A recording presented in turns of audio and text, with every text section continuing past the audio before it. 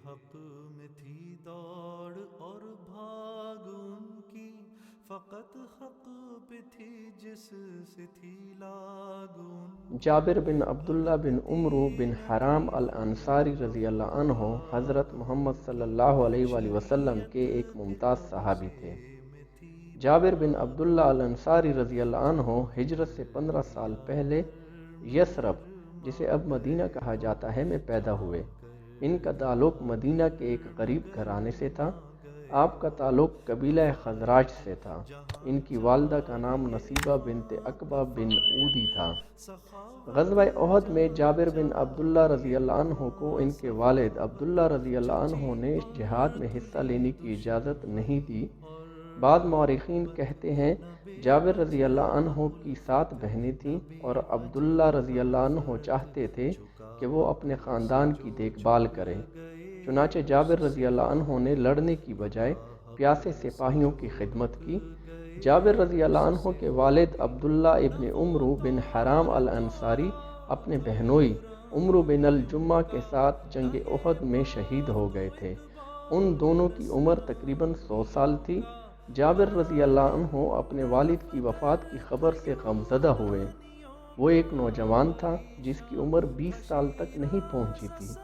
وہ اس بات سے پریشان تھے کہ اپنی بہنوں کی دیکھ بھال کیسے کرے اور اس کے علاوہ اپنے والد کے قرض کیسے ادا کرے۔ اس ناگہانی ذمہ داری کے تحت وہ خود کو بوجھل محسوس کر رہے تھے۔ اس کی پریشانیوں کو نبی صلی اللہ علیہ وآلہ وسلم نے محسوس کیا اور ان سے پوچھا، میں آپ کو اتنا اداس کیوں دیکھ رہا ہوں؟ جابر رضی اللہ عنہ نے جواب دیا، میرے والد احد کی جنگ میں شہید ہو گئے اور انہوں نے اپنے پیچھے بچے اور ایک بڑا قرض چھوڑا۔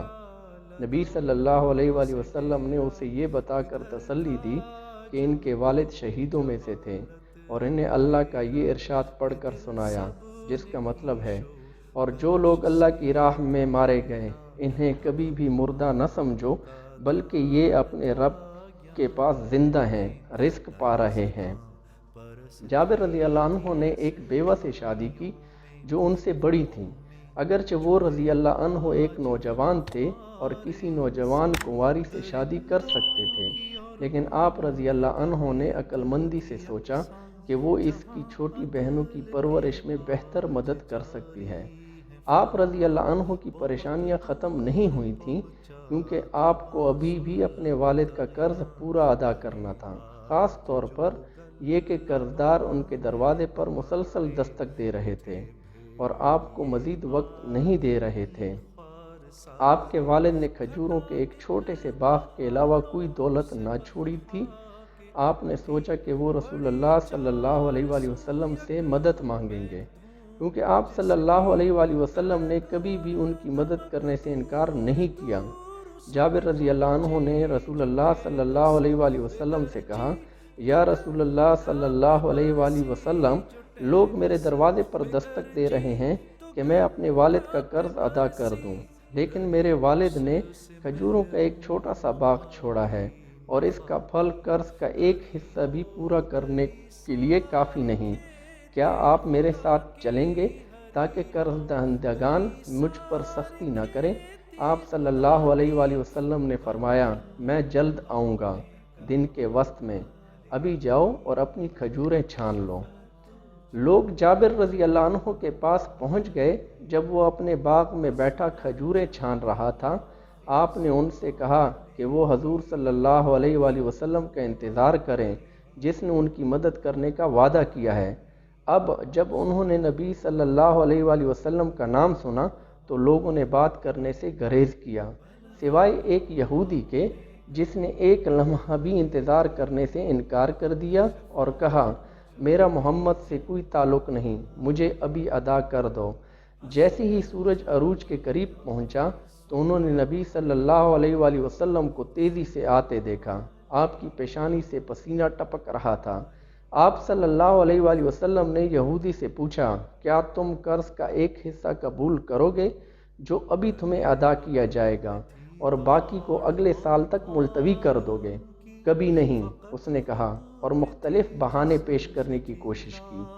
نبی صلی اللہ علیہ وآلہ وسلم نے کھجوروں کے ڈھیر کے گرد گھوم کر اللہ سے دعا کی اور پھر جابر رضی اللہ عنہ سے کہا انہیں بلاؤ اور ان کے لیے ناپ لو۔ وہ کچھ دیر ٹھہرے پھر چلے گئے۔ جہاں تک جابر رضی اللہ عنہ کا تعلق ہے وہ اپنے قرض دہندگان کے لیے کھجوریں ناپتے رہے یہاں تک کہ آپ رضی اللہ عنہ نے اپنے والد کے تمام قرض ادا کر دیے۔ اور اس سے بھی بڑے تعجب کی بات یہ ہے کہ کھجوروں کے ڈھیر ابھی بھی اتنے اونچے تھے کہ گویا اس نے ان سے کچھ نہیں لیا۔ اسے اپنی آنکھوں پر بامشکل یقین آیا۔ جابر رضی اللہ عنہ گھر واپس آئے اور اپنی بیوی کو بتایا کہ اس کے ساتھ کیا ہوا ہے۔ اللہ نے میرے والد کا قرض ادا کر دیا، میں بہت مطمئن ہوں کیونکہ میں نے سارا قرض ادا کر دیا۔ ہمارے پاس ایک کھجور باقی بھی نہ رہتی، لیکن اللہ کے فضل سے فصل کا زیادہ تر حصہ ابھی باقی ہے۔